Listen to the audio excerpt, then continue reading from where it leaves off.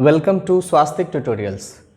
आज हम लोग डिस्कस करने वाले हैं केमिस्ट्री में एटॉमिक स्ट्रक्चर चैप्टर का कुछ छोटा छोटा टॉपिक, जिसमें अभी हम आपको बताएंगे इलेक्ट्रॉनिक कॉन्फ़िगरेशन ऑफ एटम्स, और इलेक्ट्रॉनिक कॉन्फ़िगरेशन के बाद हम लोग पढ़ेंगे क्वांटम नंबर्स के बारे में। ये बीच का एक टॉपिक है, और इससे क्या होगा कि आपका जो मेन क्लास आप जहाँ कहीं भी पढ़ रहे होंगे उसमें आपका रिवीजन वाला मटेरियल ये तैयार हो रहा है। पूरा चैप्टर का जो वीडियो है वो कुछ दिन बाद अपलोड करेंगे। अभी वैसे लोगों के लिए जिनका कुछ क्लास छूट जाता है, वैसे लोगों के लिए ये वीडियो होगा। तो हम लोग अभी पढ़ेंगे स्ट्रक्चर ऑफ एटम का एक पोर्शन जिसको कहते हैं इलेक्ट्रॉनिक कॉन्फ़िगरेशन।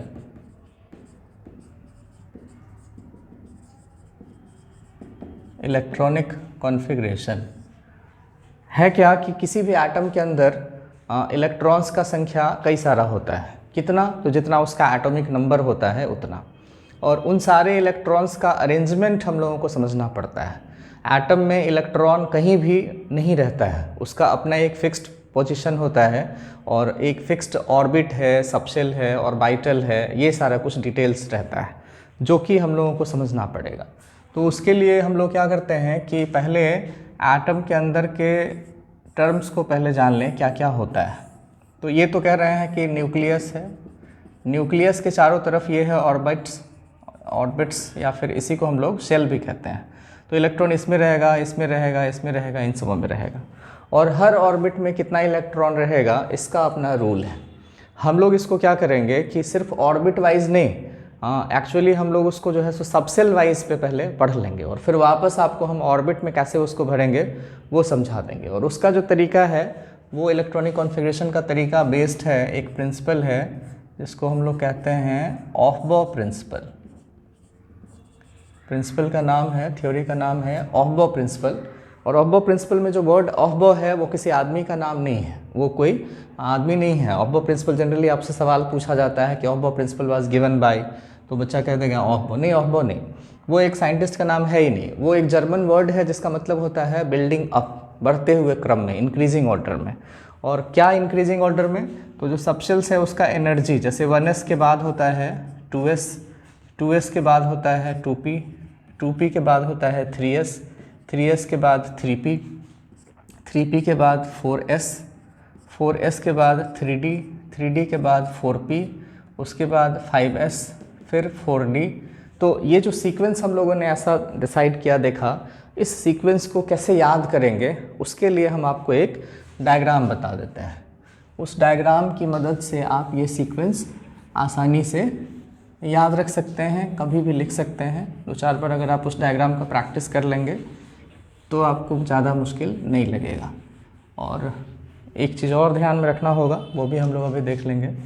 तो ये डायग्राम हम आपको अभी बता दें, हम लोग ऐसा एक ट्रायंगल ड्रॉ कर लेंगे।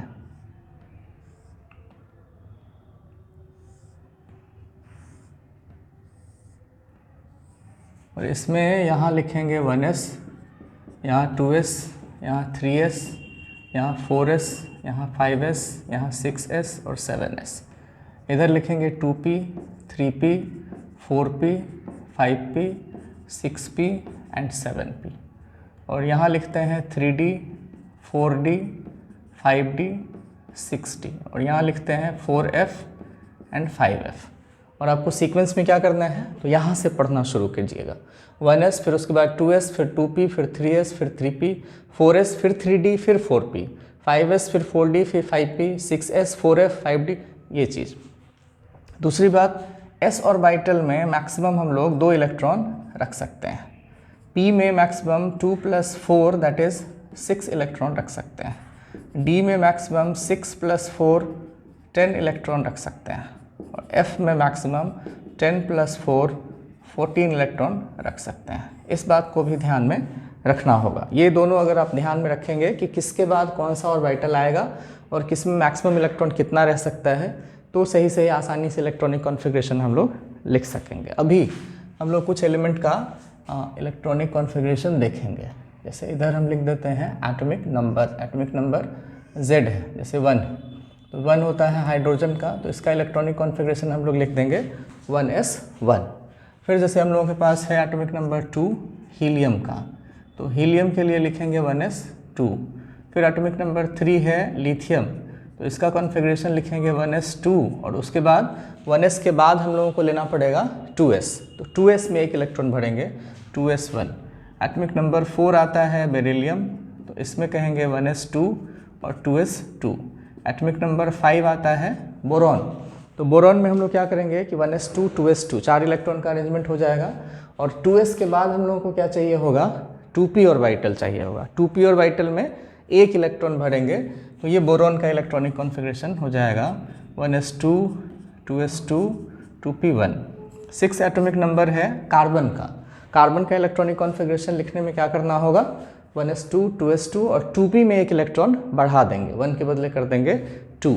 तो कार्बन का इलेक्ट्रॉनिक कॉन्फ़िगरेशन हम लोग लिखेंगे 1s2 2s2 2p2। 7 है एटॉमिक नंबर नाइट्रोजन का। नाइट्रोजन का हम लोग लिखेंगे कॉन्फ़िगरेशन 1s2 2s2 2p3। इसके बाद क्या है कि हम लोगों के पास, ये तो आपको समझ में आ रहा होगा, इसके बाद हम लोग एटॉमिक नंबर और बड़ा करते हैं। बड़ा एटॉमिक नंबर मतलब कि 8 9 10 ये सब का इलेक्ट्रॉनिक कॉन्फ़िगरेशन लिखेंगे।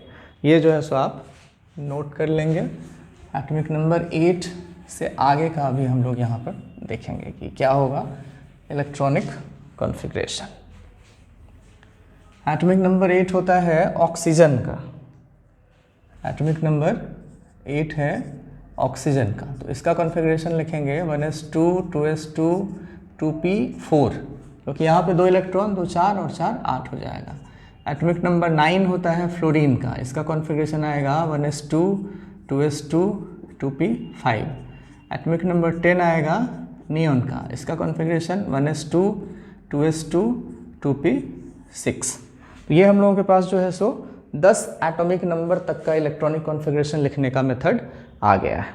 इसके बाद क्या करते हैं कि एटॉमिक नंबर 11, जैसे एटॉमिक नंबर 11 है सोडियम का, तो सोडियम का इलेक्ट्रॉनिक कॉन्फ़िगरेशन ऐसे लिखेंगे 1s2 2s2 2p6 और 2p के बाद आएगा कौन 3s, तो यहाँ से हम लोग लिख देंगे 3s1।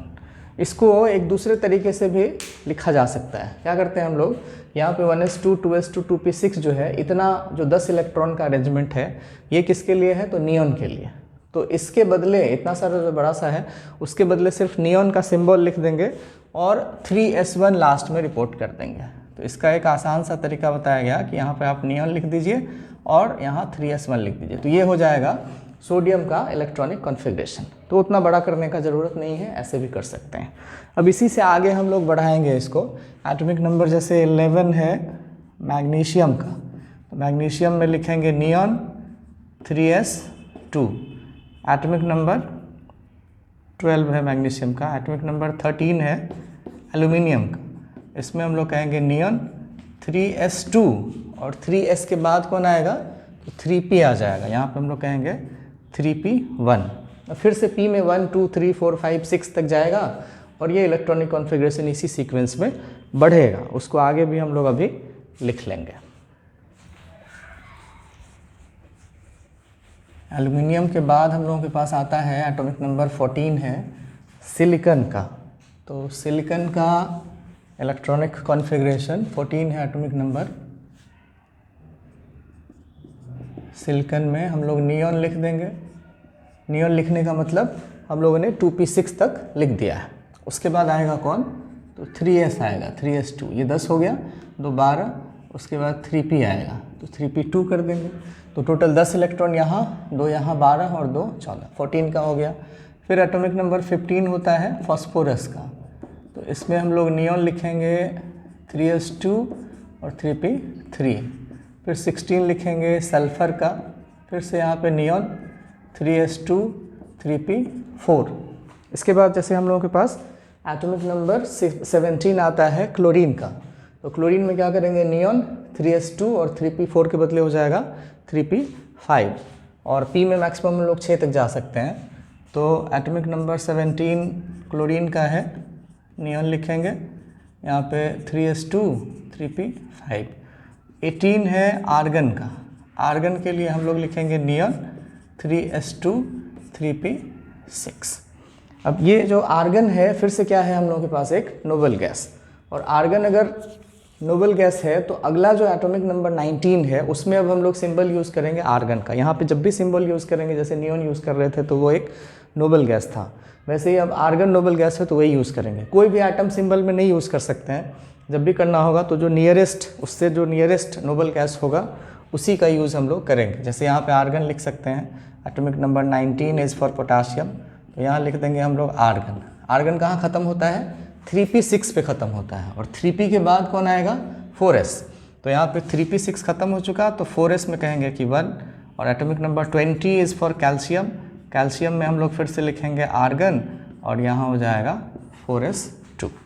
तो ये टोटल 20 तक एटॉमिक नंबर का इलेक्ट्रॉनिक कॉन्फ़िगरेशन लिखने का हम लोगों के पास जो है सो मेथड है, और इसी सीक्वेंस को हम लोग बढ़ाएंगे। अभी 21 से लेकर के 30 तक का इलेक्ट्रॉनिक कॉन्फ़िगरेशन है, उसको भी देख लेंगे। ये वाला चीज़ तो आपको ध्यान में अब रहेगा।